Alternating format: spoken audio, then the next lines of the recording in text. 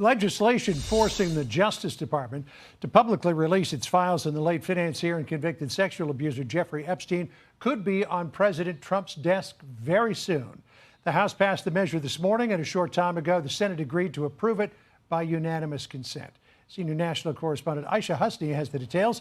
She's on Capitol Hill for us. Good evening, Aisha. John, good evening to you. And it was Senate Minority Leader Chuck Schumer who asked for unanimous consent, which fast tracks everything, doesn't require a vote, and no senator objected, which means that the Senate has now synced up with the House. And so as soon as the House releases this bill text, the president will then sign it. John? Excuse me. Tonight, the House passed a bill 427-1, compelling the Justice Department to release all files. Dude, 427-1. Who was the one? 420. Who was the one, bro? I want to know. Who's the one that was a nay? 27-1. You see that right there in the center of your screen right here? There's one Republican said no. And compelling the Justice Department to release all files related to convicted sex Bowtie? offender Jeffrey Epstein. Republican Congressman Clay Higgins, the only no vote, claiming There he is. The only no vote, dude. Let's look at this. on X that the bill's broad reveal of criminal investigative files released to a rabid media will absolutely result in innocent people being hurt. It risks re-victimizing those who were trafficked and exploited. But the bill's authors disagree. Justice delayed is justice denied. It could be just another delay tactic. Is that what you think? That's the motivation from the speaker? I think the speaker wants to save face. The fight over the Epstein files runs far deeper. Many Republicans claim Democrats are politicizing this investigation to harm President Trump, and they wonder why now. To those who say that Biden should have released these files, let me just address that right now. You're right. He should have. He's not the president right now. Donald Trump is. Republicans also say it's Democrats who are connected to Epstein, like Larry Summers, the former Clinton Treasury Secretary and former Harvard president, announcing this week he's stepping back from public life after emails and text messages revealed Summers, a married man, was seeking advice from Epstein on how to pursue someone he described as a female mentee. It happened between 2018 and 2019, 10 years after Epstein first pled guilty to soliciting a minor. Congress may not be united on the Epstein bill today, but Dude, president of Harvard 10 years after he was... dozens of survivors are. After the brother of Virginia Roberts Giuffre in tears. Wild. Well, Sissy, you didn't just make a small dent. You made a monumental impact. And John, in 2 days' time, the House will take a vote on whether or not to censure Delegate Stacey Plaskett and remove her from the Intel Committee over text messages that she was exchanging with Jeffrey Epstein during a congressional hearing where he was feeding her information that she was using in questioning. John? Yes, that one was really an eye-opener. And Aisha, a federal judge handed Republicans and President Trump a big blow to their efforts to keep the House next year. What's that all about? Yeah, this came down from a three-judge panel in Texas, and they basically ruled that Republicans there cannot use those newly redrawn maps in next year's midterm elections. The U.S. District Judge Jeffrey Brown, who actually was nominated by President Trump, authored this decision and said that the new maps would harm Black and Hispanic voters. And as you know, John, the Texas redrawing set off a nationwide redistricting battle, with California passing a ballot measure to give Democrats more seats. So this may actually take some pressure off other states like Indiana that were perhaps next in line to redraw their maps. John? And we'll find out if it doesn't work in Texas, maybe it doesn't work in California either. More to come on that. Aisha, thank you. You got it. Hey, Sean Hannity here. Hey, click here to subscribe. Breaking right now, the Speaker of the House, Mike Johnson, on the floor ahead of a highly anticipated vote on releasing the Epstein files. Let's listen in. Democrats are using the Epstein tragedy, the unspeakable evils that this guy committed with his trafficking ring and all of the abuses that they made these young women go through. They're using that as a political weapon to try to distract from their failures as a party and to try their best to try to tie President Trump somehow into this wretched scandal. The president had nothing to do with it. He's been very clear, and he has nothing to hide, and that's why he's endorsed the vote today. I suspect this vote will be probably unanimous. But here's the important point that everybody needs to understand. We have been advocates of maximum transparency, but we have also insisted that the victims be carefully protected. The Oversight Committee has been doing extraordinary work, and we've got some of the most vigorous advocates on the Republican and Democrat side on the Oversight Committee. They've been working in earnest to deliver transparency for the American people and to do it in a responsible manner. What do we mean by that? The bipartisan effort over there is already producing all the results that the discharge petition seeks and much, much more. Chairman Comer and all of these advocates over there have been releasing thousands of documents, for example, from the Epstein estate. By the way, in my view, that's been the greatest treasure trove of information because it's yielded for us Epstein's own personal flight logs, his financial records, his daily calendars, and so much more. But important. Guys, as you know, today is Epstein Day. It is all over the place. Everyone's talking about it, even more so than we have been in the last couple of weeks, months, and years. Dude, it's just gone crazy. And here we are. We're at this place where now it's been voted and it's coming out. So we're talking about it. We're going to listen about it. I got a couple clips about it that we're going to look at. We're going to talk about a little bit. And I have some other stuff too. Some good funny stuff in here.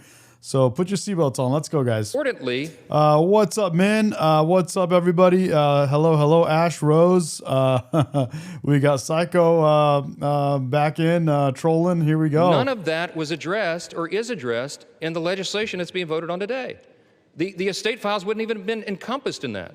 And so it goes to show that the Oversight Committee is doing it from the right way. From the very beginning, we've been insistent that this matter be handled carefully and with the utmost caution and care for the people who have been harmed. They should not be made to suffer any longer. We're talking about real people's lives at stake here, and young victims who don't want to be dragged into this political game that could get hurt further.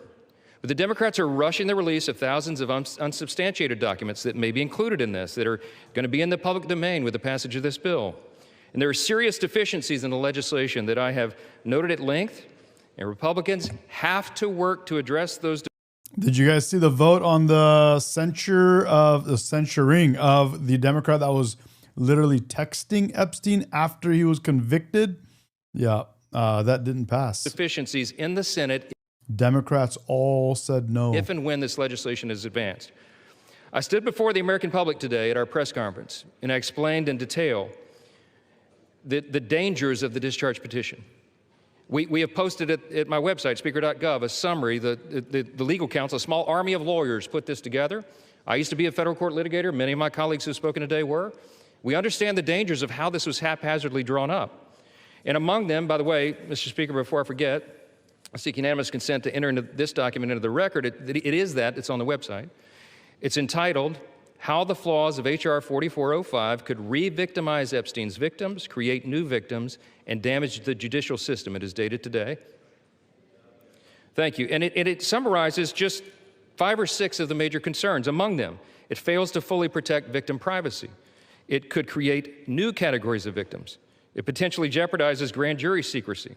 It fails to prohibit release of child sexual abuse materials that are not appropriately defined in the legislation.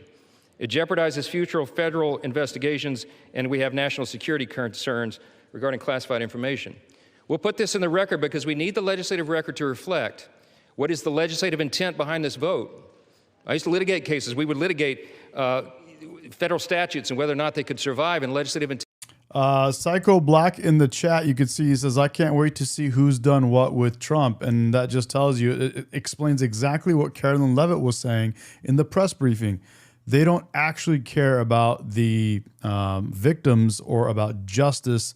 They're here to try to quench their thirst, their TDS, and there's nothing that will quench it. Intent is important, and we need to say clearly for the record, as a Speaker of the House, I'm saying to you, this legislation that will pass today is flawed and it must be amended. The question is, why didn't we amend it here before we passed it? Because the authors won't allow it. Because under the rules of the House, under a discharge petition, they have to agree to consent for the legislation to be amended, and they're not doing that. So now we rely upon our partners in the other chamber to get that done, and they need to do that. The victims deserve our utmost respect. In fact, they should be saluted for their courage. And the young women who have not come forward, who are now, some of them are middle-aged women who have not come forward, also deserve our respect. Is that true? Really? Ash Rose says Hakeem Jeffries was actually emailing and asking Jeffrey Epstein for money. It's flippin' insane. Wow, I didn't know that. Rob Cruz, she was Virgin Islands rep, no voting power, a useless pawn. Dems use her for scapegoat. And they deserve to be protected. Republicans support transparency. I did not know Hakeem Jeffrey was emailing him, dude. Holy shit. We want maximum transparency, especially when it comes to disclosing the names of anybody who had anything to do with these evils, anybody who conspired with or aided in any way Jeffrey Epstein. They must be brought to justice. We want the bill to be amended so it doesn't, at the same time, violate victim privacy, create new victims, disclose the names of any whistleblower or informant, cause the release of grand jury materials or child sexual abuse materials, or undermine our national security. And if and when the Senate takes this up, we will work with our colleagues over there to make sure that these things are corrected. I'll just... Wow, Astro says that Hakeem Jeffries was asking Jeffrey, I guess the Jeffrey and Jeffrey were talking, asking for money for Hakeem Jeffries' campaign. It was just released. Wow, we're going to dig that up and play that. I'll just close with this, this simple thought. We've been at this a while. It's drug on for a while, but it's time for this to come to light. I expect that this will be a unanimous vote, and it will reflect what I think every member in this chamber, and I'll say this now, at least in recent days, every member of the chamber on the Democrat side, they didn't say anything for 4 years, but they're for maximum transparency now, and so is this side. But we want to do it in a respectful and careful manner so that we don't subject innocent people to further harm. And that has been the whole thing. I told all my members today I'll be voting yes on this, and I suspect almost everyone will. We'll send it to the Senate, and we hope it's corrected. Thank you for the time, Mr. Speaker, and I yield back. Hey, Sean Hannity. Wow, crazy. So Bill Maher just had actor Patton Oswalt on his podcast. Yeah, that Patton Oswalt. The actor who, despite what you're thinking, was never in Lord of the Rings. But he's the...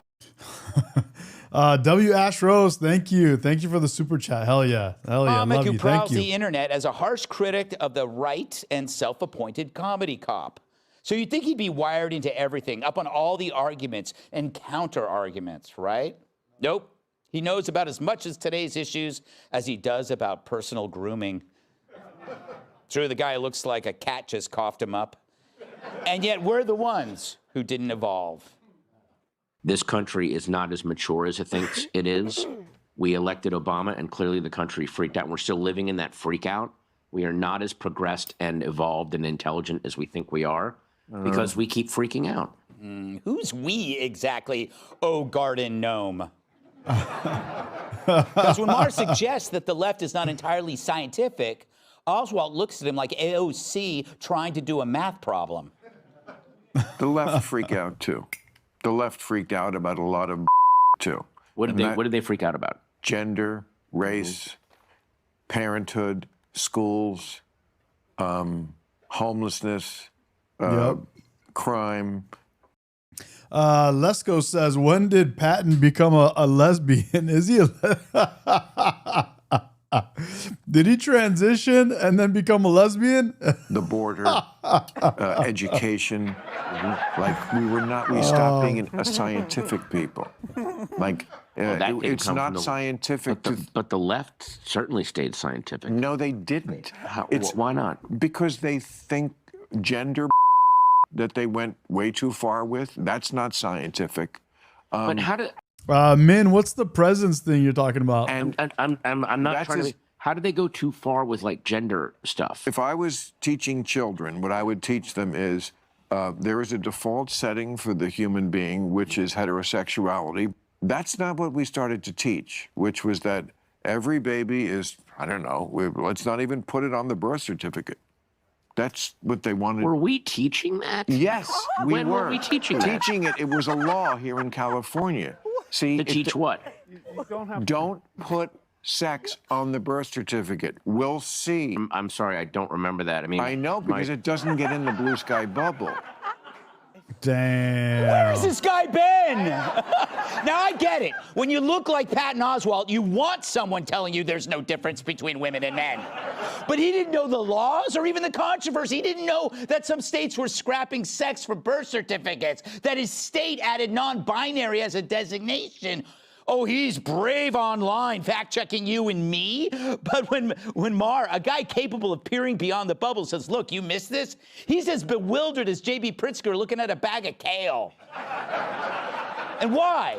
Because Patton's bubble doesn't have arguments. There's nothing to read. There's no need to track.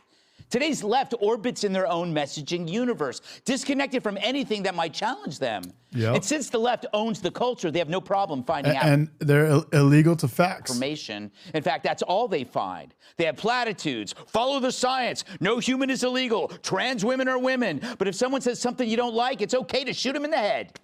Patton's happy to bathe in his bubble and, like a human virus, spreading stupidity to anyone who's susceptible. But when he's slightly confronted, you can see his face melt like a fun-sized Snickers left on a car seat during a heat wave.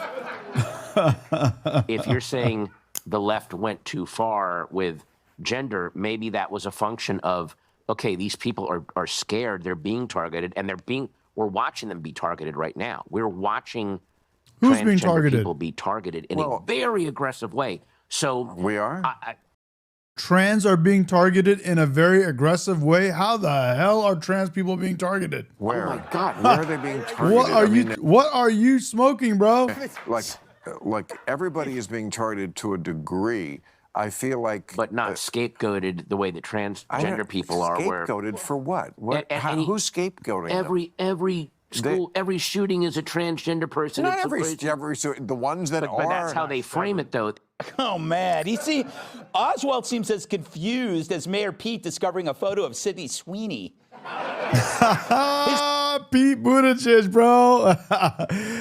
W. Bart, what's up, Jennifer? Hell yeah, what's up, guys? What's up, Gary? The problem is that he can't argue because he never had to argue. He's like a sick kid who lives in a bubble because he has no immune system, but steps out of the bubble and immediately dies because his body developed no antibodies to fight off contagions. Only this time the contagion is truth. That's what I just said, bro. They're allergic to truth. They're literally allergic to truth, or they take their truth vaccines every morning. The anti-truth vaccines. I choose live. What's up? Now we're different. We know we're the minority. The networks, Hollywood, academia, they all lean left. Being progressive is the factory setting. So for us, we got to do the work. We got to pick up the contradictions and the angles. We play defense. We read the memos, learn both sides, make arguments. Those muscles have to be there. And as you can tell from this interview, Oswald's mind and his body hasn't been to a gym in years. But it doesn't stop them from coming at us hard because there's no one. That's why the left has so much depression, bro. Their men don't even, they don't work out their brains or their bodies, which leads directly to depression. They're all depressed. There to say no. The left is both dominant and sheltered. Meanwhile, we're watching not just what we believe, but also what they believe. We're doing twice the work. To remain oblivious, the left can simply not watch Fox News or go on X. But the right, we have to stop watching movies, stop going to college, stop watching the Super Bowl halftime show. Literally, it's movies, it's everything, bro, everything. It's in the church now. The church is woke. But here's the thing. The lefties, the liberals, they transition, they change their genders. They're transitioning from woke to socialism. So they're putting woke behind them. Yeah. Even church has gone woke. Oswald reveals that the left has no idea what's going on in the world, and their arrogance protects them from having to try. Man, I see that present thing you said, but I don't have like an option to turn that on. I got to look at my settings. Hell, while millions of Americans were facing an economic and social... Thomas says, we want to know if Epstein was working with a foreign intelligence agency to blackmail members of our government and which politicians may be compromised. We all want to know. We're going to find out soon. We already found out about a bunch of stuff, bro. Lots of stuff has come out. We already saw, I mean, even before stuff came out, people are already tripping. Like that dude's that the president of Harvard came out. He's already like, dude, I done fucked up. And he's no longer going to have any public, any kind of public things going on. He's, I think, stepping down. And then Ash Rose just said about Hakeem Jeffries emailing Jeffrey Epstein. Dude, here we go, bro. Guys, put your seatbelts on, get your popcorn out. Dude, holy cow. Crisis due to COVID lockdowns. Patton scolded them for wanting to eat at Fuddruckers. He seems happily oblivious to average concerns and finds addressing them either beneath him or exhausting. And they'll call you a fascist without even knowing what it means. Because the bubble gives them everything they need, except reality. Let's welcome tonight's... Literally, dude, it's out of control. It is out of control. Now dialed in on affordability. He's banging the drum, and now, but these elections last couple Tuesdays was a huge wake-up call because he is now dialed in on affordability. He's banging the drum, and now he'll probably go into campaign mode. He's the best when he's in that retail politic mode. He is in that mode, and I said this yesterday. Trump is definitely locked in. They said, dude, we need to stay back on this affordability. Dude, I did 32 minutes in the sauna just now, and it was nuts. I cooked. That affordability thing, and dude, he's on affordability. When he works the McDonald's fry machine, when he puts on the trucker thing, send him out to a cattle ranch, send him out to a farm, go to a small business that's been helped by the tariffs. Do something like that. Because next year is the crucial year. Next year, you have the tax cuts that set in, all the trade deals, all the foreign investment flow in.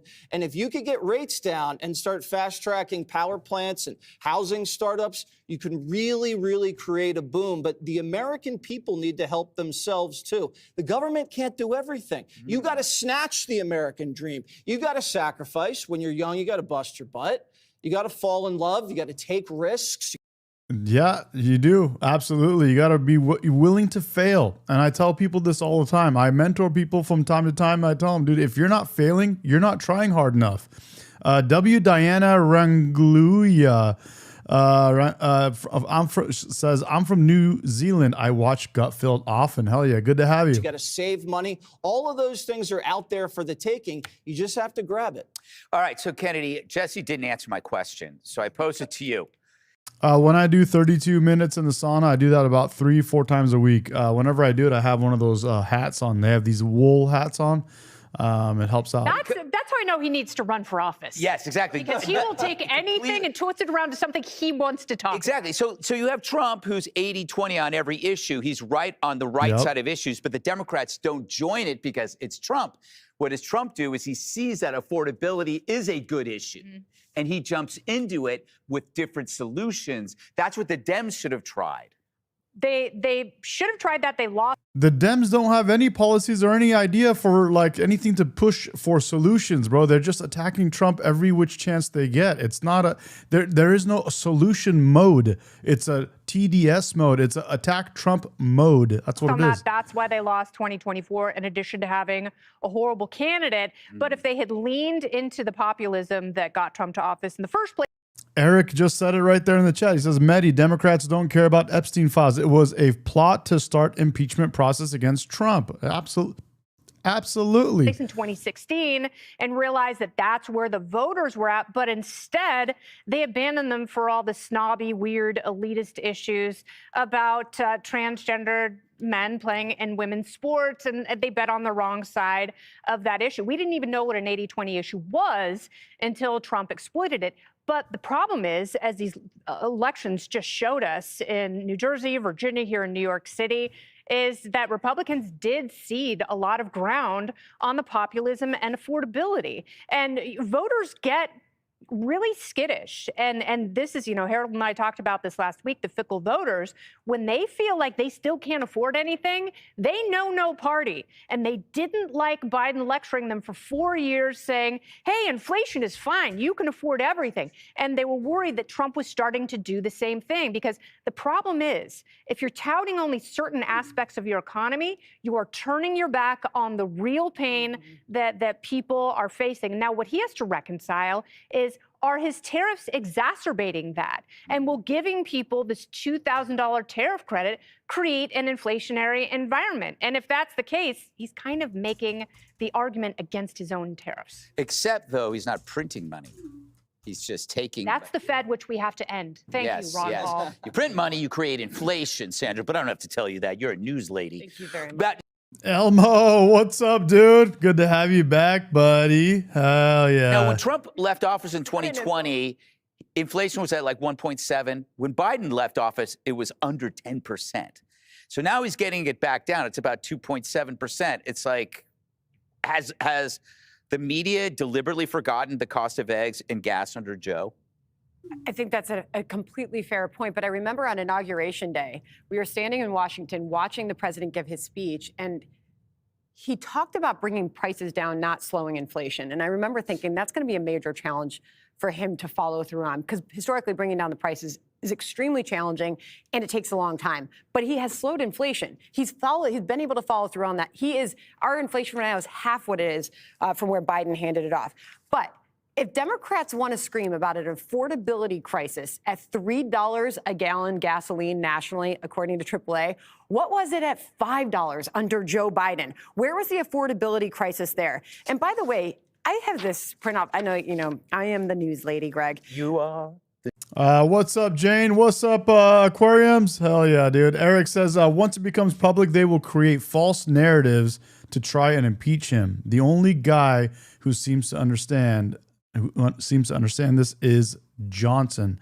Mike Johnson, I think you're talking about. The American stock market, which is most people's retirement, okay, and long-term investments, is up 12% and at a record, okay? Crude oil is down 22%. Gas is back down to $3. Most people say in their areas it's even lower than that. Egg prices are down 30%. But what is down, to both your points, is consumer confidence. It's down 10% since Trump took office. And so you have to ask why that is, why people feel that way, even though prices are down, gas is down, oil is down, some food prices are down. Why do they feel that way? And because inflation was sky high, cost of living has been high, and people are drowning in debt right now. Our current national debt is through not national debt, but people's actual personal debt is through the roof. Republicans would be very smart not to ignore that. What do you say, Harold? So good to be with everybody. I think Kennedy, I agree with 99.9%. I can't figure out the 0.1% of what she just shared. And I think we all have to take into account politics. The most urgent issue in politics is everyone's economic and money issues. Unfortunately, most Americans don't have the luxury of looking back where they were 6 months, a year ago, a year and a half ago. This notion of complaining about President Biden is nonsensical. Can you imagine Thomas Jefferson complaining about George Washington? He did all the time. Or John Adams complaining about George Washington. That Revolutionary War lasted too long. If it hadn't lasted so long, I'd be way up in the polls. Nice guy says, hello from California. What's up, dude? Fellow Californian. I'm from SoCal, bro. Hello. He says, thank God, finally found Common Sense Channel. Thank you, Medication. No, thank you, bro. Glad to have you, man. From Orange County. Hello. We are at a moment right now where as... Sanazi says they expect so much from Trump. It's wild. You guys ever realize that? How much everyone expects from Trump? Did anybody expect a tenth of this from Biden? Think about that for a second. Nobody said anything about Biden. He just went to sleep for 4 years behind the Oval Office with his feet up on the desk, and nobody said a goddamn word. Kennedy mentioned so well, the president has offered basically two enormous ideas to help reduce. Robbie says if they try to impeach him, Republicans should not even show up. Let them put on their show, then vote. And if Republicans stand together, it will be over. Reduce prices and help wages go up. One was the big, beautiful bill. The president and his Secretary of Treasury says that the fruits of that bill will really manifest itself come next year. Well, we just had an election. People talk about the fickleness of the electorate. What really that fickleness is people are saying, are you delivering on what you said you were going to deliver on? The reason Kamala Harris lost is because she was perceived to be what Joe Biden was. When she answered that question, I can't think of anything I would have done differently over the last 4 years. And voters said, you know what? Any chance of giving her, we're going to take a risk with her. We can't do it now. Two, the affordability issue has been the #1 issue in every single election. We're able to color around the issue a bit as we talk about border security and crime, but all those issues are directly tied to people's economic plights and their economic fortunes. and I was just arguing this today. Democrats might have won the election last year if they would have talked about affordability. They absolutely acted as, they even came out and said, no, you're wrong. What you're feeling is not real. And inflation was 9%, bro. It was crazy. The president, instead of blaming Democrats, instead of blaming Biden, the admission that tariffs was, to Kennedy's point, you said it so well, lowering the tariffs on food is an admission that it increased the price of food. If the big, beautiful bill does not drive up or does not drive growth in everyday people's lives come next year, this will be a very difficult election for President Trump. Not because it's President Trump, because that's how American politics works. And if you don't recognize that, all you have to do is look back. W1530, bro, says just subscribed because you're from OC. Let's go, baby. OC, baby. Hell yeah. The only polls that matter in their elections. We had one 2 weeks ago. And Democrats cleaned the clock of Republicans all across the country. A year earlier, Republicans and President Trump cleaned the clocks of Democrats. Democrats, if you don't offer answers, you will find yourself in a tough spot next year as well. And President Trump, I just don't believe that blaming Democrats and blaming Biden is going to be the answer or the path to victory. Well, what is the Democrat plan to lower prices? Democrats have said that. Great question, bro. I love it. Exactly. There's no plan. They haven't had a plan. That's why they lost the election last year. They never had a plan. There was no plan, bro. You got to extend the subsidies for health care. What is the plan to lower prices? They don't believe in the tariffs the way the president's gone about it. Look, at the end of the day, their plan is not as clear as it should be, Jesse. Okay, that's an admission. Jesse, you don't have a plan. But Jesse, here's exactly. They have no plans, no policies, nothing that they're running on, nothing that anybody could say, this is why I would vote as a Democrat. I want these things to happen. Because they literally did not say anything that they would do if you voted them into power. Literally, the only thing that I say this all the time, the only thing that any of us, left and right, can remember that Kamala Harris ran on, that she said she would do if you voted for her, was no tax on tips, which she got from Trump. That's all we can remember. And again, that and giving sex changes to male prisoners so they can go to female prisons. The thing, though, if that's your answer, I love it. I'm just questioning what your plan is. You have to decide whose plan is better. And next year they'll decide. Right now you're deciding between someone that has one and people who don't. The plan that's out there sucks. It's not working. I can admit when my plan is not working. It's not working? Wait, we got low gas. We got jobs. We got border security. You have 3%. Damn, bro. He's laying it on him, and I love it. And Robbie Gibbs, he says, only thing they have is Orange Man bad. Exactly. W nice guy, bro. W Fresno. Stock market. You got. Let's go. The stock market is driven by 10 stocks. It's tied to the massive investments. It's 9 months. Jesse, I hope you're right. But here's the reality. Your plan is not working so far. And I can admit when my... Bro, the border is secure, inflation is down, all the different companies are investing we have trillions of dollars being brought back into U.S. They're building factories as we speak. I wouldn't say that. And I'm just getting started, bro. You know what? When Trump left office in 2 weeks ago, it was 1.7%. Now it's 2.7%. After it being almost 10% under Biden. So I don't know what you're talking about. People can't afford beef. They can't afford bananas. They can't afford insurance. They can't afford health care. That's where the everyday American... Okay, if you look at insurance... Okay, you did a list there. A lot of those have to do with Democrat policies, insurance included. Damn, bro, I love it. Here we go. Interesting thing, you bring up tariffs. That's a non-permanent policy. That's what Trump does. He never picks something that is permanent. So if it doesn't work, then these reciprocated tariffs, I can lower it here on a product that we don't make. I can increase it on a product that we make. He doesn't choose permanent solutions like the Democrats. Hey, your kid's depressed, cut off their junk. Greg, the problem is if you and I have a business and he keeps raising, lowering, we can't adjust. Small business, huge companies can't adjust. But a small business woman in this country, a medium-sized business guy in this country, they can't adjust to the whims of the president who every day... Small businesses are enjoying the rollback of an enormous amount of regulations and lower taxes. I disagree with you 100%. The facts don't. I adore you, but I do not agree with you on that. The facts do not support that. Big business can adjust better than small business, and all you have to do is look at the election results to show that. You have never said I adore you to me. I've always told you I love you. Yes, but it's different. What would you rather have? I would rather be adored. Stone Roses. Stone Roses. But these elections last couple Tuesdays was a huge wake-up call because he is now dialed in on. Liberal Bill Maher must have been stoned out of his mind when he said that squad leader AOC would make a fantastic candidate for president. If she had some deprogramming, she could be such a fantastic candidate. What do you mean deprogramming? She's never going to resonate with people outside of the bubble that she lives in the very, very far left. Well, the only way the Democrats will ever win again, not that the Republicans are probably going to give it back, is to be more moderate. And now AOC is showing off how she'll lose all 50 states by going the full 20 on. They need to learn from Fetterman, dude. If they learn from Fetterman, they might have a chance. An 80-20 What's up, State Line? issue. She's celebrating Transgender Awareness Week. Kennedy, I forgot to wish you happy Transgender Awareness Week. Thank you, Jesse. You're welcome.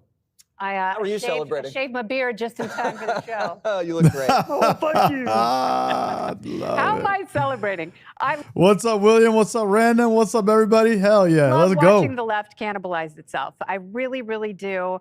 I do not wish progressives any luck in elections. I'm terrified for the reign of Zoran Mamdani here in New York. It has emboldened people like AOC. The most interesting thing is watching her triangulate on whether or not one of her fellow progressives should primary Hakeem Jeffries.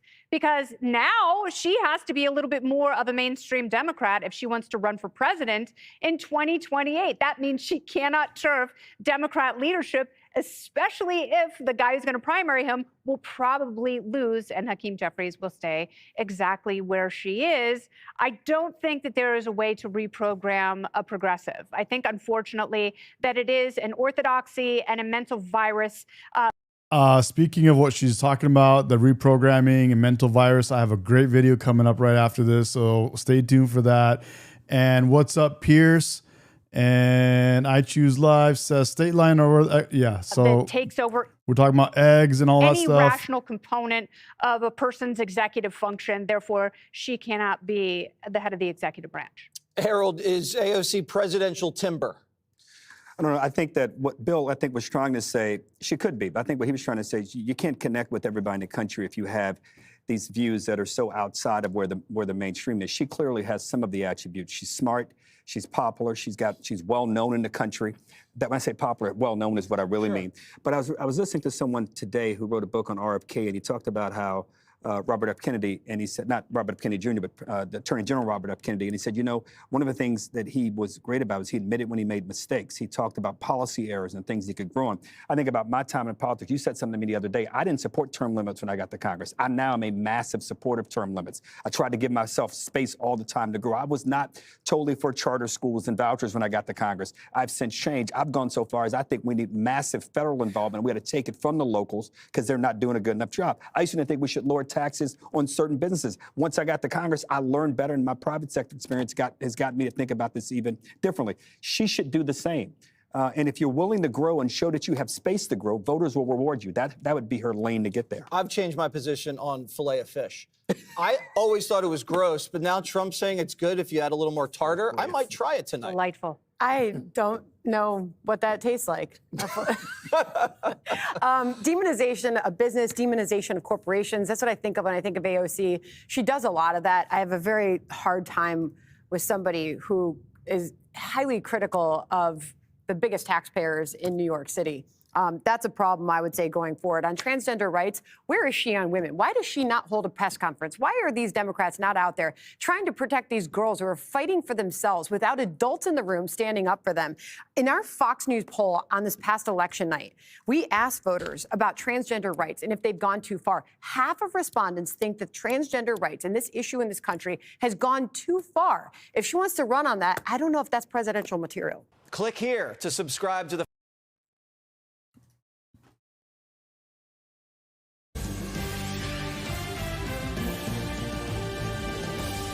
Dude, let's go to this right here. This is a nut. You know what? Let's go here, and I'm gonna play this other video next. I got a crazy one, dude. I got a really good one. A press conference with no questions off limits. A big new alliance that has, basically no one thought was possible. a surprise new $1 trillion investment. It was a momentous day at the White House with the Saudi Arabian Crown Prince. Now, coming up, we're going to bring you all the latest details as President Trump is really uniting the world behind us, the greatest country God gave man.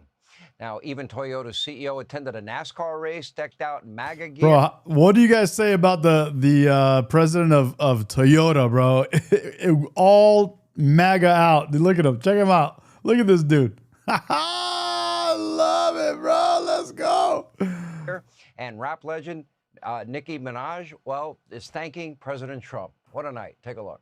I would like to thank President Trump for prioritizing this issue and for his leadership on the global stage. And imagine Hollywood. Anyway, we'll have a lot more on all of today's breaking news. That's coming up straight ahead. And in just a moment, we'll set the record straight about the Epstein files. Democrats, they have been playing with fire. And tonight, they're about to get burned. Now we know why the Biden administration never released this information for 4 years. What we begin with is shocking, an abuse of power. Top Democratic lawmakers on tape calling for an insurrection. Eric says Japanese love Trump. Yeah, dude, Japanese love Trump now that they have a conservative prime minister. That girl, bro. That girl that drives a freaking Toyota Supra. Yeah, dude. She's on the right, baby. And she's dialed in with Trump. And looks like it's going to be a great thing for Japan. They're loving it. They're loving their new MAGA love. Against our commander-in-chief. Take a watch. We want to speak directly to members of the military and the intelligence community who take risks each day to keep Americans safe. We know you are under enormous stress and pressure right now. Americans trust their military, but that trust is at risk. This administration is pitting our uniformed military and intelligence community professionals against American citizens. Like us, you all swore an oath to protect and defend this Constitution. Right now, the threats to our Constitution aren't just coming from abroad, but from right here at home. Our laws are clear. You can refuse illegal orders. You can refuse illegal orders. You must refuse illegal orders. No one has to carry out orders that violate the law or our Constitution. We know this is hard and that it's a difficult time to be a public servant. But whether you're serving in the CIA, the Army, or Navy, the Air Force, your vigilance is critical. And know that we have your back. This should shock the conscience and soul of every American. What the hell did we just watch? Section 2 of our Constitution is very clear. Quote, the president shall be commander-in-chief of the Army and Navy of our country, the USA. Not Congress, not a former CIA officer, not a former astronaut, not Elise Slotkin. It is not. W. King James, bro. He's right. Traitors, bro. Literally. Not just inappropriate for these Democrats to try and undermine Stoolies. President Trump's sole authority constitutionally as commander-in-chief. It is unlawful.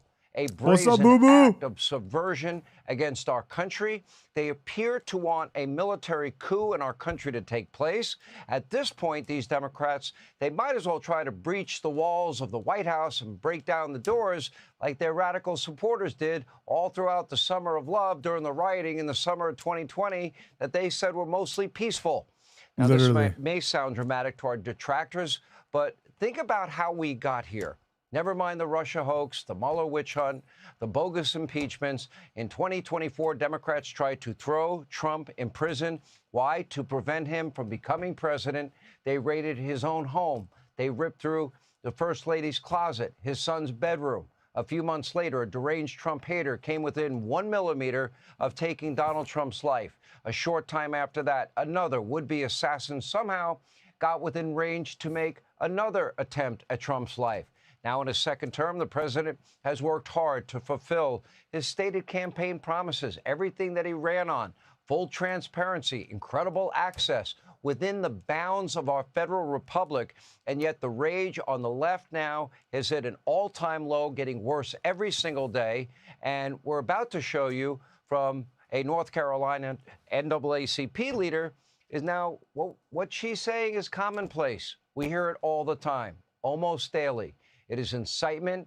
W Papa, bro. Somebody's got to do it, dude. Hell yeah. And you guys talking about the price of goods, man. Everything's going down. Price of groceries. everything's starting to go down. Trump is focusing and refocusing on cost of living. He's bringing it down. So I love it. I'm glad he's out there doing it. He's pushing on it. It's a great thing. I want that because the more he talks about it and pushes on it, the more it actually happens. And he needs that. We all need that. America needs it, not just, to win another election, but just in general. That's what Americans want. Americans are in debt. They want prices of things to go down. And it's also good for the Conservative Party. It's two birds with one stone. It's a great thing. It is dehumanizing. Take a look.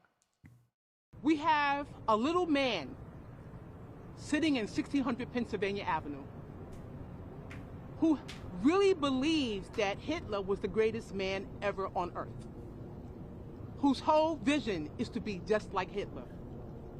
Look at this complete, utter bullshit, bro. What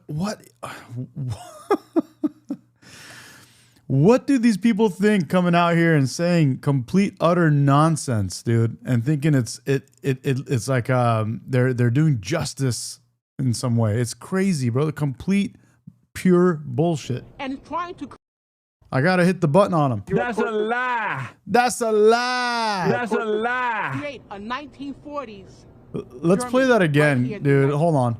Sitting in 1600 Pennsylvania Avenue, who really believes that Hitler was the greatest man ever on earth, whose whole vision is to be just like Hitler, and is trying to create a 1940s Germany right here in the United States. And like then, many people said, well, it's them, it's not me, until eventually it was them. Now, these disgusting, vile smears don't begin and end with President Trump. You have left-wing lunatics. They are attacking conservatives all across the country. Dude, they're saying that he loves Hitler. Bro, I've never heard the name Hitler so much. I've never heard it so much in my life. It's coming from the left. All of the liberals, I mean, ever since Trump became president, all they could say is Hitler, Nazi, Hitler, Nazi, Hitler, Nazi. Oh yeah, and Epstein. Hitler, Nazi, Epstein. Hitler, Nazi, Epstein. I have something to say, but I can't be on camera. Well, you have something to say? Yeah. Miss Medication has something to say, guys. I have something to say. So, my confusion is, how is he Hitler and also works for Israel? Yeah. Make that make sense. Oh, Miss Medication is over here. She's not wearing enough clothes to get on the set, but she says, how could he be Hitler and work for Israel at the same time? Make it make sense. Literally, which one is it? You have to decide. You really have to decide. She says, which one is it? You have to decide. Dude, it's crazy. None of it makes any sense, bro. None of it makes any sense. They call him Hitler, yet they call him, that they say he's owned by Israel. It's absolutely nuts. A few weeks ago, our friend Charlie Kirk was assassinated for daring to what? Create a platform where he and other Americans could engage in civil debate. But according to a left-wing professor who disrupted a local Turning Point event at Purdue University Northwest, well, Charlie Kirk's Turning Point USA is fascist. Take a look. Take a look. Exactly. I.B. Wallen. Exactly, bro. Now he's a Peter. Now he's this. Now he's... There's no end to it. There's no quenching their thirst. There's no quenching their TDS. Nothing will get to the bottom of their TDS. Nothing. And I have a video to play for us because we're talking about a lot of this stuff. We're talking about how facts don't make sense to them. Facts won't work. You could tell them 2 + 2 is 4, and it doesn't register. And I'm going to play a video, a good one. We're going to trip out together, okay? Oh, you want to know what fascism means? Because I'll tell you. It's right after this. Yeah. When you have a society, so you have a situation here where you want to go into classrooms and you want to tell faculty that they're not allowed to speak the truth about the history of this country. You want them to be, what's the word for slaves now? Involuntary employees or involuntary workers. We can't even say slavery. We're not That's ridiculous. wanting to impose on the teachers. We are wanting this to be within the students. And the students want to decide What up, Mark Smith? No, we know what history is, actually. Yeah. Did you know that all of our founding fathers were actually Christian, and this country was formed on Christian values? It is really shocking, but according to the left, any political disagreement, that's fascism. Now, these are socialist revolutionaries. They don't believe in the freedom of thought and expression. Mamdani, AOC, the incoming socialist mayor of Seattle, virtually every high-profile Democrat now running for office pretty much wants to burn down the system that has created more wealth than any other system ever designed by man and abolish in the process all dissent. There's a reason why this is all happening, and this next video I'm going to play right after this is going to explain it. And of course, according to these Democrats, anything Donald And Trump it's does wild. is fascist, racist, he's a Nazi, etc. Even deporting criminal illegal immigrants. That's fascism, according to these idiots. Thank you for saying idiots, bro. Yeah, exactly. Even deporting illegal criminals is fascism. What's up, Michelle? What's up, everybody? Obama deported What's up, Dennis? millions. Andy? Not one person on the left ever cared at all. But now that Donald Trump is None doing yet. it, there are anti-ICE riots, assaults, doxing, threats everywhere. These What's federal up, John? agents are going. Take a look. Look at these psychos. Look at these psychos, bro.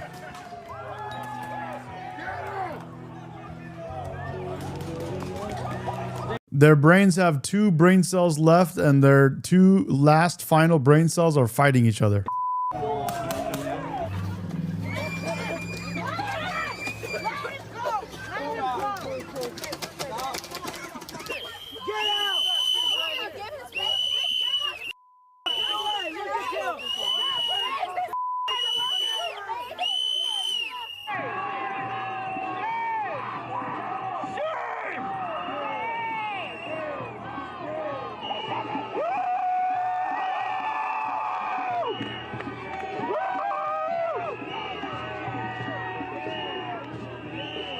I don't know what MD is talking about in the chat, but he's on a good one with this Trump Vance thing.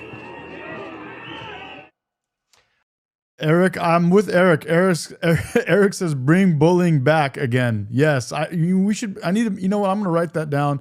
I'm going to make some merch out of that, bro. Bring bullying back again. And what's up, Brian? Elected Democrats, so-called leaders, they are fueling this rage that is taking place that we're witnessing all across the country. What is the result? Assaults on federal officials are up a whopping 1,000%. And according to Homeland Security, there have been a record 100 ramming attacks using vehicles this year alone. Yet Democratic leaders, they just continue to double, triple down on their violent rhetoric and then blame Donald Trump for making them do what they say. Take a look. I believe that we all need to pay attention to Trump and how he acts. He is the cause of all the confusion and the destruction that we have seen in politics, as far as I'm concerned. Because it used to be we could disagree, and that was that. I disagree with a lot of Republicans, but it does not necessarily turn violent. Ever since he's been introduced into politics, we have seen a consistent spike in the violence when it comes to politics. Yeah, from the left against the right. He was literally, there was 2 assassination attempts against Trump himself before he went into the office that he was elected to. What are you talking about, bro? Now this crack is a hell of a thing. Brings us back to Elise Slotkin, the congresswoman who was in the video seemingly calling for that insurrection, now sees a big problem with the Democratic Party. According to her, they just aren't aggressive enough. Oh, they need to get more insane. Take a look. Democrats, if we are going to deal with the onslaught from the White House, need to A, have a plan, and B, get a little more alpha energy into our leadership. Okay, a little more alpha energy. And our veterans understand what this is. They literally turned their men on the Democratic Party, they turned their men into betas, and now they're telling their women they need to turn more alpha. can make it make sense, bro. They went hard on toxic masculinity, turned their men into pussies, and now they're telling each other they need to become more alpha, bro. Beta male. They're all a bunch of betas. Beta male. Come on, bro. Given everything we know, this is a party hell-bent on destroying Donald Trump one way or another. It gets worse every day, and it's still not enough for these radicals. What else could they possibly do or say about Donald Trump? How much worse, could they possibly treat What's up, Donald Trump BTK? supporters? How bad, can it get worse how they treat law enforcement? What's the next step in their unyielding quest to assert the will of you? The next step is socialism, bro. They call it democratic socialism. That's the word that they use, but that's a stepping stone to socialism, Marxism, communism. And at that point, they're going to have a grip on all the major cities, and it's going to be a shit show. The American people. I don't have the answers Only thing standing in the way is Daddy Trump right now. to those questions, but I do know this. Nobody else, bro, honestly, has their shit together. Nobody else. Maybe Florida, maybe Texas, but nobody else has their shit together. And both of those they're both under attack. When a group of these Democrats come out and encourage members of our military, our intel community, to commit acts of insubordination, just know that this is headed for a very, very dark place. This won't end well. Slotkin, Kelly, all the other Democrats in that video should recant their statements, lower the temperature, or frankly just resign in disgrace. Hey, Sean. So here's that video, guys. Finally, here you go. This is the video. I'm going to put it on, and away we go. Ready? Put your seatbelt on, because this is a little nuts, you spoke dude. several times before. This is a trippy ass thing, dude. So just listen to this. This is Yuri Bezmenov. Okay, Yuri Bezmenov. Listen to what he says. Okay, this was in 1984. But just, I'm telling you, dude, sit down, put your seatbelt on, and dude, listen to this. Or about ideological subversion. Well, you spoke several times before about ideological subversion. That is a phrase that I'm afraid some Americans don't fully understand. When the Soviets used the phrase ideological subversion, what do they mean by it? Ideological subversion is the process which is legitimate, overt, and open. You can see it with your own eyes. All you have to do, all American mass media has to do, is to unplug their bananas from their ears, open up their eyes, and they can see it. There is no mystery. There is nothing to do with espionage. I know that espionage intelligence gathering looks more romantic. It sells more deodorants through the advertising, probably. That's why your Hollywood... This gets crazy, guys. Just listen to what he says. He's just getting started right now. Watch what he says. Producers are so crazy about James Bond type of thrillers. But in reality, the main emphasis of the KGB is not in the area of intelligence at all. According to my opinion and opinion of many defectors of my caliber, only about 15% of time, money, and manpower is spent on espionage as such. The other 85% is a slow process which we call either ideological subversion or active measures, активные мероприятия in the language of the KGB, or psychological warfare. What it basically means is to change the perception of reality of every American to such an extent that despite of the abundance of information, no one is able to come to sensible conclusions in the interests of defending themselves, their families, their community, and their country. It's a great brainwashing process which goes very slow, and it's divided in 4 basic stages. The first one being demoralization. It takes from 15 to 20 years to demoralize a nation. Why that many years? Because this is the minimum number of years which requires to educate one generation of students in the country of your enemy, exposed to the ideology of the enemy. In other words, Marxism takes 15 to 20 years to do this, and you have to do it to one. It takes that long to get one generation dialed in. Leninism ideology is being pumped into the soft heads of at least 3 generations of American students without being challenged or counterbalanced by the basic values of Americanism, American patriotism. The result you can see. Most of the people who graduated in the 60s, dropouts or half-baked intellectuals, are now occupying the positions of power in the government, civil service, business, mass media, educational system. You are stuck with them. You cannot get rid of them. They are contaminated. They are programmed to think and react to certain stimuli in a certain pattern. You cannot change their mind, even if you expose them to authentic information, even if you prove that white is white and black is black. You still cannot change the basic perception and the logic of behavior. You hear that? We were just talking about this. You could give these liberals facts. You could tell them exactly what, like 2 + 2 is 4, and they'll look at you like you're a moron. They'll just say something the opposite, and just because they said it, it's true. And they can't reason. There's zero reasoning, zero understanding. There's nothing registers, bro. It's complete. Like, you guys see it in the chat. You guys see it, bro. It's nuts. But listen to what he says. It's absolutely crazy. In other words, these people. Listen to this again. You cannot change their mind, even if you expose them to authentic information, even if you prove that white is white and black is black. You still cannot change the basic perception and the logic of behavior. In other words, these people, the process. Robbie Gibbs in the chat. He says Charlie gave them facts and they killed him. Exactly. Of demoralization is complete and irreversible. To get rid society of these people, you need another 20 random, dude. What happened? Or 15 years to educate a new generation of patriotically minded and common sense people who would be acting in favor and in the interests of the United States society. And yet these people who've been programmed and, as you say, in place, and who are favorable to an opening with the Soviet concept, these are the very people who would be marked for extermination in this country? Most of them, yes.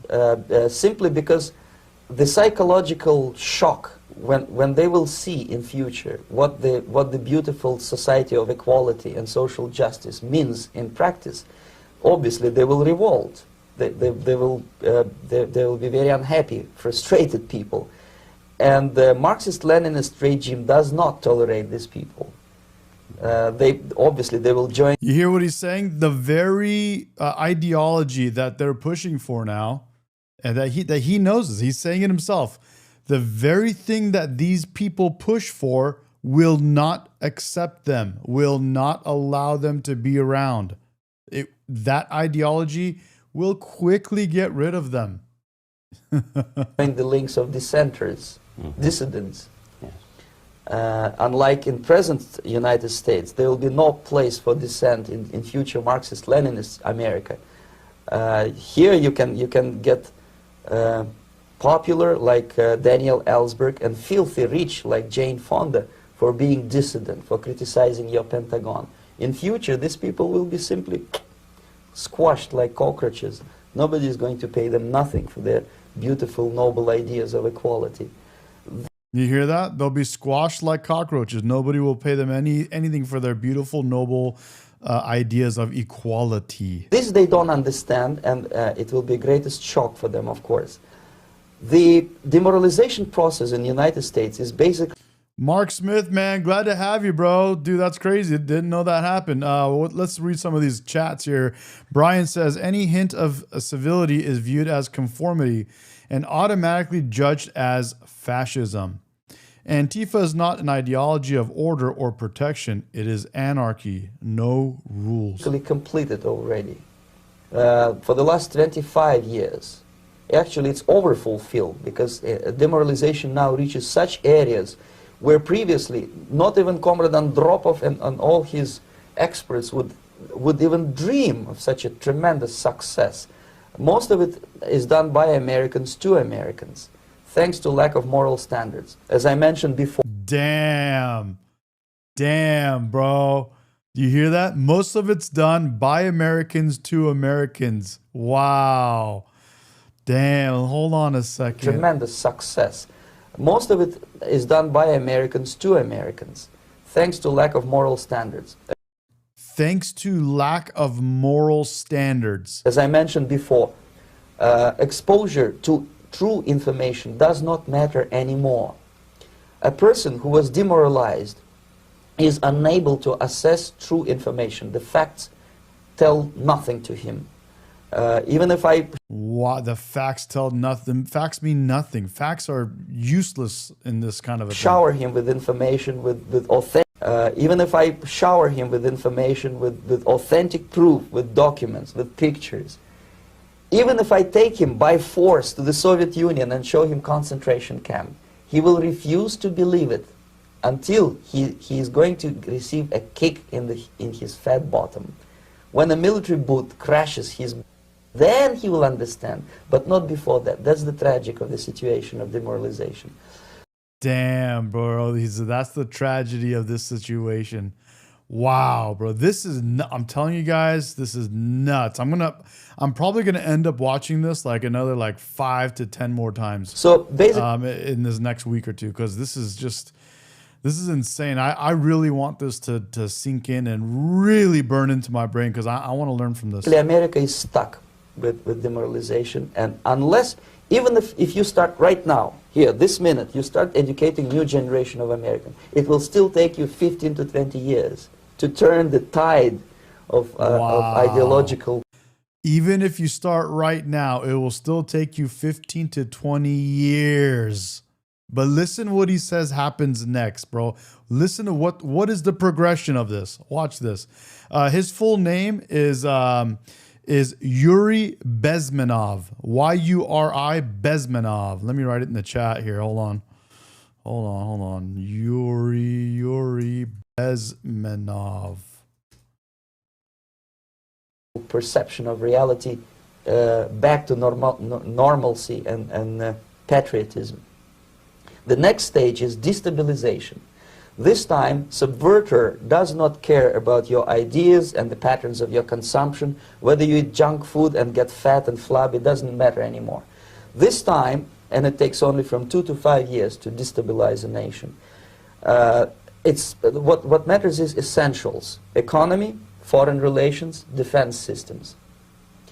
And you can see it quite clearly that in some areas, in such sensitive areas as defense and economy, the influence of Marxist-Leninist ideas in the United States is absolutely fantastic. I could never believe it 14 years ago when I landed in this part of the world, that the process will go that fast. The next stage, of course, is crisis. It may take only up to 6 weeks to bring a country to the verge of crisis. You can see it in Central America now. And after crisis, with a violent change of power, structure, and economy, you have so-called the period of normalization. It may last indefinitely. So he's telling you the progression. Afterwards, after all this is said and done, everyone's mind is turned into mush. They have what's called normalization, which he says will last indefinitely. Check this out. Normalization is a cynical expression borrowed from Soviet propaganda. When the Soviet tanks moved into Czechoslovakia in '68, Comrade Brezhnev said, "Now the situation in brotherly Czechoslovakia is normalized." This is what will happen in the United States if you allow all these schmucks to bring the country to crisis, to promise people all kind of goodies and the paradise on earth, to destabilize your economy, to eliminate the principle of free market competition, and to put a big brother government in Washington, D.C., with benevolent dictators like Walter Mondale, who will promise lots of things, never mind whether the promises are fulfillable or not. He will go to Moscow to kiss the bottoms of new generation of Soviet assassins. Promise all sorts of things. That's what we're doing. We're in this place where they want socialism. They want the people that promise them free shit. That's where we're at. Never mind. He will create false illusions that the situation is under control. Situation is not under control. Situation is disgustingly out of control. Most of the American politicians, media, and educational system trains another generation of people who think they are living at a peacetime. False. United States is in the state of war. Damn, he makes them think they're living in a peacetime. He says false. United States is living in a period of war. Big brother. Declared Big total brother. war against the basic principles and the foundations of this system. And the initiator of this war is not Comrade Andropov, of course. It's the system. However ridiculous it may sound, the world communist system or the world communist conspiracy, whether I scare some people or not, I don't give a hoot. If you are not scared by now, nothing can scare you. But you don't have to be paranoid about it. What actually happens now, that unlike myself, you have literally several years to live on unless the United States wake up. The time bomb is ticking. With every second, the disaster is coming closer and closer. Unlike myself, you will have nowhere to defect to, unless you want to live in Antarctica with penguins. This is it. This is the last country of freedom and possibility. Okay, so... Wow. Wow. What do we do? What is your recommendation to the American people? Well,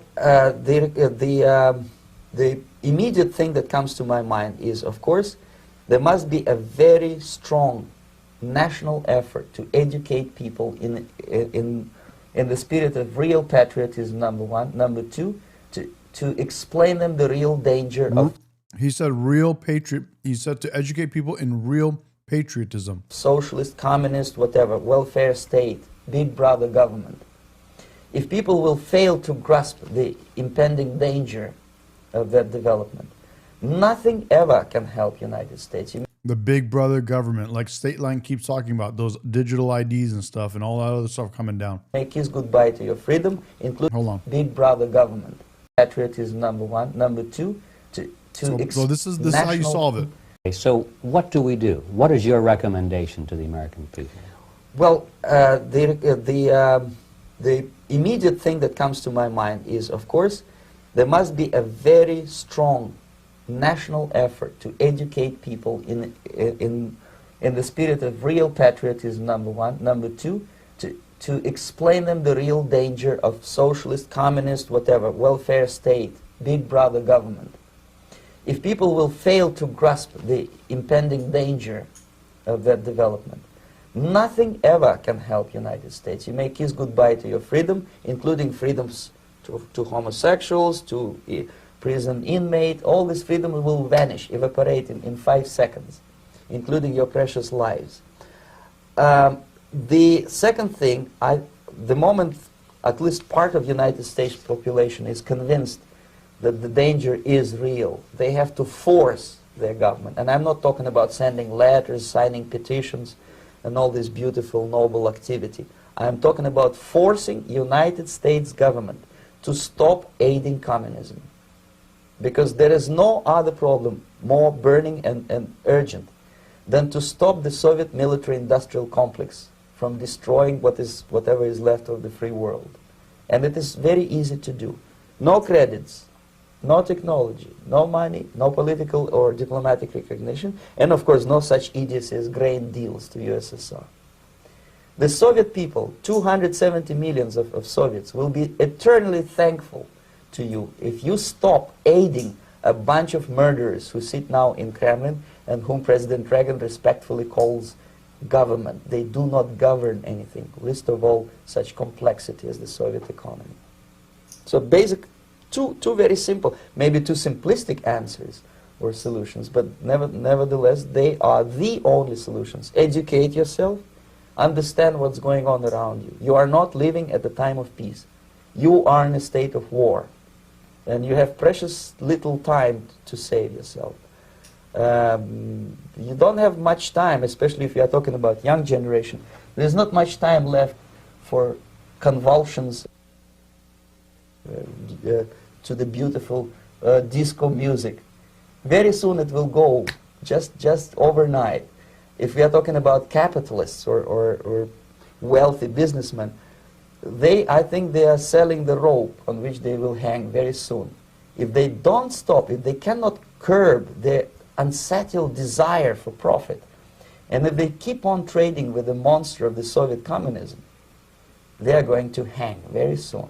And they will pray to be killed, but unfortunately they will be sent to Alaska probably to manage industry of slaves.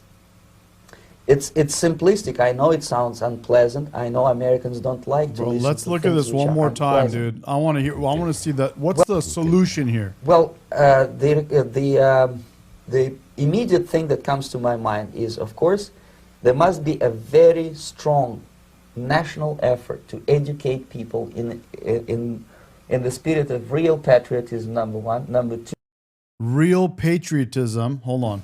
The immediate thing that comes to my mind is, of course, there must be a very strong national effort to educate people in the spirit of real patriotism, number one. Okay. A national effort to educate people on real patriotism. One. Number two, to explain them the real danger of socialist, communist, whatever, welfare state. Okay, we're trying to explain the dangers of that, but they don't hear it, bro. They don't hear it.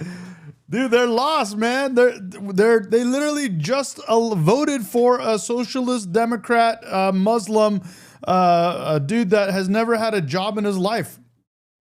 Never. They literally told him on TV multiple times, "You've never had a job in your life." He had nothing to say about it.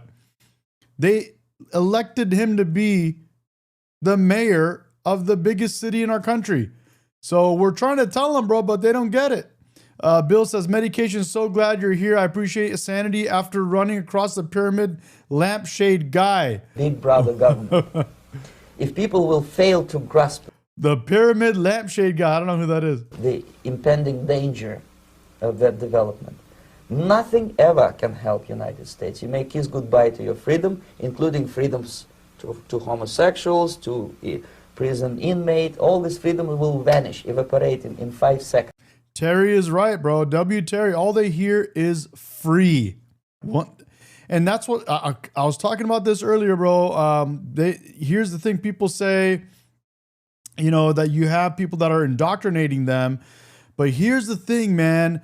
What you guys don't understand, a lot of people don't understand, is there is a never-ending supply of people that will vote for the Liberal Party. And that's because they're the younger people that have never had responsibility, never worked a job, because they're young. You know, they're kids, they're growing up. They're not of age yet, okay? They're like 15, 16, 17. They're becoming adults.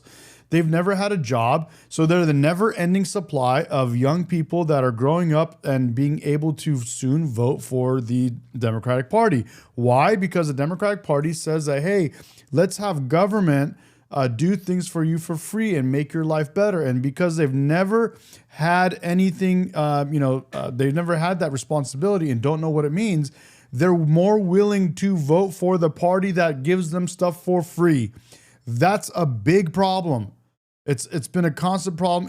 It's a reason why most people, as they grow up, if you're young, you lean towards the left because it's like, oh yeah, let me get help, because you've been getting help your whole life from your parents. So more of that sounds like it's the right thing, dude. So it's just absolutely wild, including your precious lives.